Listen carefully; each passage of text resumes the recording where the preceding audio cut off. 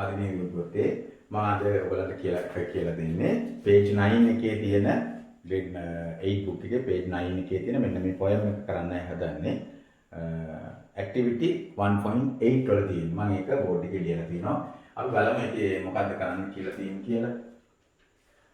මුලින්ම කරන්න ඕන අපි recite the following poem aloud. aloud කියන්නේ හයියෙන් ශබ්ද නගා. හයියෙන් කියවන්න. recite කරනවා කියන්නේ කියනවාට. recite කරනවා කියන්නේ කවි කියනවාට. කවි කියනවා. ඔන්න මතක තියාගන්න ඕන වචනේ. කවියක් කියනවාට කියන්නේ recite. එහෙම නැත්නම් sing කරනවා නෙමෙයි.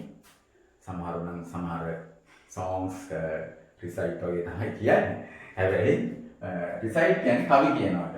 කියන්නලු following poem එක. poem කියන්නේ කවියනේ. කවිය aloud. ශබ්ද නගා හයියෙන් කියවන්නලු.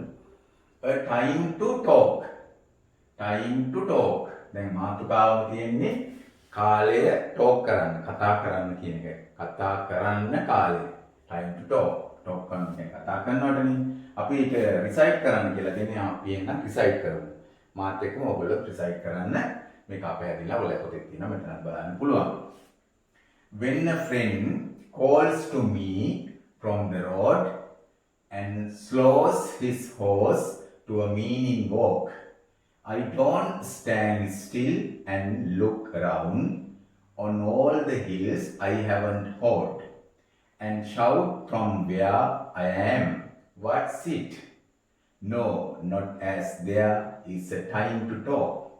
I thrust my hoe in the mellow ground, blade end up and 5 feet tall, and plot I go up to the stone wall for a friendly visit. ඔයගොල්ලෝ හොඳ මේක practice කරන්න ඕනේ කීප වතාවක්. අපි බලමු මේකේ මොකක්ද ඇත්තටම අපිට ප්‍රශ්න වගේක් අහලා තියෙනවනේ මේකේ මේ පොයින්ට් එක අවසානයේ ඒකට උත්තර දෙන්න බලමු. ඒ වගේම මේකේ අවසාන ඇක්ටිවිටි එක විදියට දීලා තිනවා. ඒක මයින්ඩ් එකේ තියාගන්න ඕන. Read the poem once again and draw a picture. අපිට නුහුරු ඇක්ටිවිටි එකක්. poem එක කියවලා ඔබගේ සිතේ ඇඳෙනවනේ චිත්‍රයක් මේ poem එක අවසානයේ. ඒක ඔබ draw කරන්නලු චිත්‍රයක් විදියට අඳින්නලු. depicts කියන්නේ විදාහ දක්වමින් scene describe it mind එක නැවත පැහැදිලි කරන වචන. ඒකත් මතක තියාගෙන මේක හොඳට අහගෙන ඉන්න මම කියලා දෙනකොට. when a friend when කියන්නේ විට when කියන්නේ විට එහෙම නැත්නම් කොට කියන අදහස අපි කියන්නේ යන විට යනකොට අන්නේ කියන අදහස. when a friend calls මට යාළුවෙක් කතා කරාලු to me මට from the road පාරේ ඉඳලා. මෙතන call කරනවා කියන්නේ මේ අපි ටෙලිෆෝන් call නෙමෙයි. අඬ ගහනවටත් කියනවනේ. call කියන්නේ ඇත්තටම වචනේ තේරුම අඬ ගහනවට.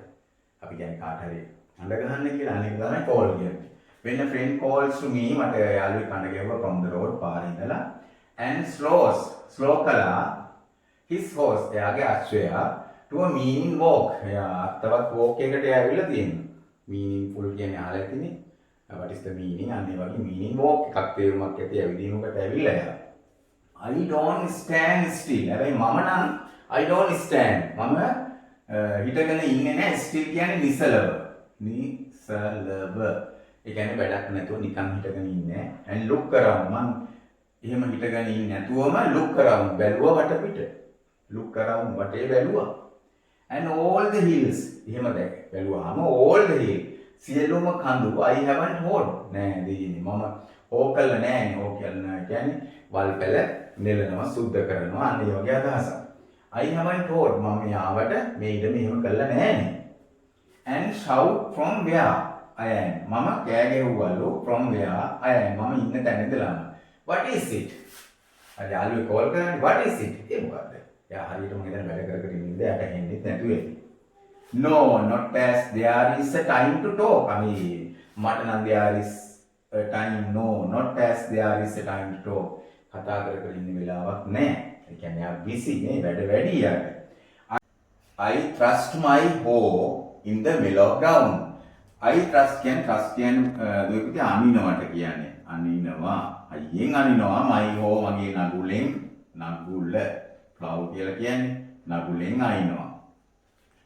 in the mellow ground. mellow කියලා කියන්නේ මෙතන මෘදු බවට පත් වෙච්ච ground එකට දැම්මම අනිනවා. අයිය නැති ground එකට පොළොවට මම අනිනවා. blade end up මගේ හෝ එකේ blade එක දැන් end වෙනකම්ම ගිහිල්ලා තියෙන අවසානයේ දක්වාම ගිහිල්ලා තියෙන and 5 feet tall මගේ නගුල කොච්චර උසද අඩි 5ක් උසයි and plot කියලා කියන්නේ ඔය පුතේ ඉතා මහන්සියෙන් වැඩ කරනවා මම මේක අනිනවා ඒ වගේම plot කියන්නේ ඉතා මහන්සියෙන් වැඩ කරනවා ඉතා මහන්සියෙන් වැඩ කරනවා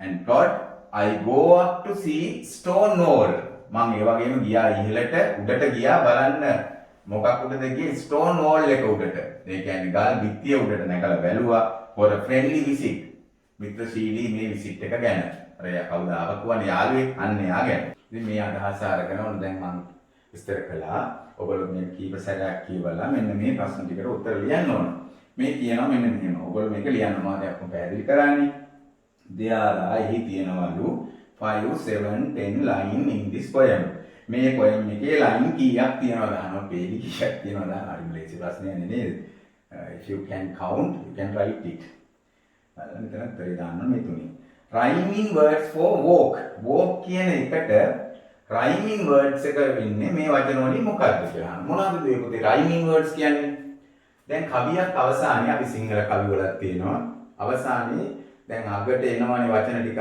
වා ඒ වගේ එන්නේ ඒක විදියටම අවසන් වෙනවා දැන් මෙතනත් ඒ වගේ තියෙනවා ඒක කීපයක් දැන් අපි අහන්නේ මේ walk කියන එකට මේ තියෙන walk හැබැයි මේක මේ මැද්දේ තිබුණාට හරියන්නේ නැහැ කවියේ පදයේ අවසානයේටම තියෙන වචනයකටයි සමාන වෙන්න ඕන શબ્දයෙන් ඊළඟ වචනේ එහෙමයි දැන් මෙතන road කියන එකට නෙමෙයි අපි අහන්නේ walk කියන වගේ අවසන් වෙන වචනයක් කියලා අගට එන වචනයක් දාන්න walk මේ ඉන්නේ මෙතන round කියලා එනවා hold කියලා එනවා what is it කියනවා දැන් walk කිව්වහම මේ talk කියලා එකක් තියෙනවා සමාන විදිහට ඔයගොල්ලෝ බලන්නකෝ ඒ වගේම ground කියලා තියෙනවා tall කියලා තියෙනවා 5 feet tall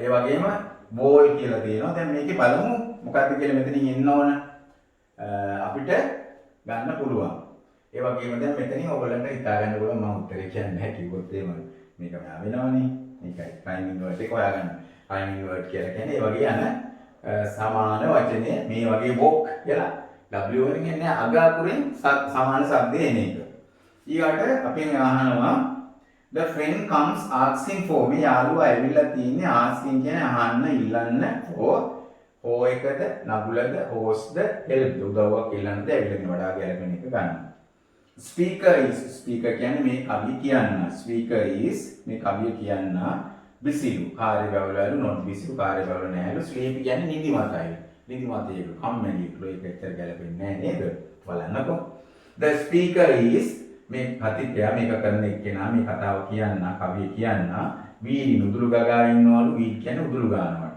උදුළු ගන්නවා හෝ කියලා කියන්නේ බිම වල් පැලෑටි සුද්ධ කරමින් මේ බිම හදනවා දැන් මෙතන තියෙනවා සෝ කියන්නේ වපුරනවා දැන් කුඹුරු වගේ වපුරන්නේ සෝ කියන වපුරනවාට දැන් සෝ w සෝ විතරයි කියව සෝ කියන්නේ වැපිරීම කියන අදහස සෝ කියන්නේ ඒ වගේ වල්පලෑටි සුද්ධ කිරීම වීඩින් කියන්නේ උදුළු ගෑම මම මෙතන verb එක විතරයි ලියුවේ the ground ගැලපෙන එක මේකේ තියෙනවා හොයලා බලලා දාන්න ඊට පස්සේ අර මම මුලින්ම මතක් කරපු එක ඔයගොල්ලන්ට read the poem මේ කවිය කියවන්න once again නැවත and draw a picture පින්තූරයක් අඳින්නලු මේ කවිය කියවලා ඔබේ හිතට එන පින්තූරයක් අඳින්න depicting කියන්නේ විදහා